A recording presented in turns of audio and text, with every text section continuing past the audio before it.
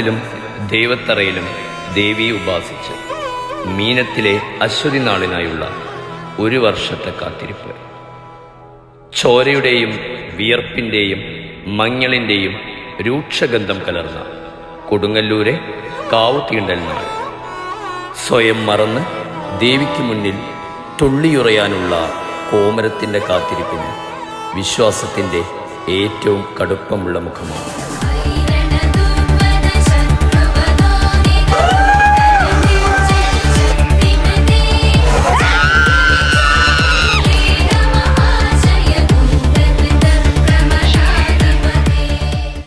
ആദ്യകാലത്ത് ദ്രാവിഡ ജനത തങ്ങൾ ഉൽപ്പാദിപ്പിക്കുന്ന കാർഷിക വിഭവങ്ങളുടെ പങ്ക് സമർപ്പിച്ചുകൊണ്ട് ജീവിത പ്രാരാബ്ദങ്ങൾ രോഷത്തോടെ പാടി ആദിപരാശക്തിയെ ആരാധിച്ചിരുന്നു.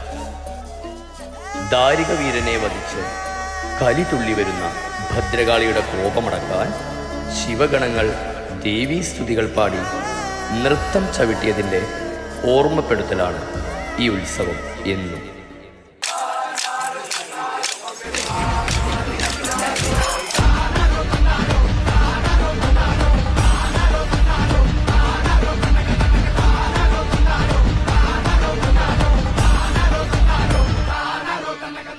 ദേശത്ത് ഒന്നിച്ചൊരു വരവ് വരും.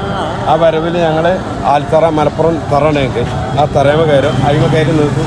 മുകളിൽ ഒരു സത്യക്കൊട രാജാവ് വന്നിരുന്ന് കഴിഞ്ഞാൽ സത്യക്കൊട വന്നു മുകളിൽ ശ്രീകൃഷ്ണപ്പരുന്ന് ഇങ്ങനെ പറക്കും. അപ്പോഴാണ് ഈ കാവുണ്ട് ദേവീനെ വലം വെക്കും. അത് കഴിഞ്ഞാൽ കാവുണ്ടൽ എന്ന് പറഞ്ഞാൽ ആ ചടങ്ങ് കഴിയും.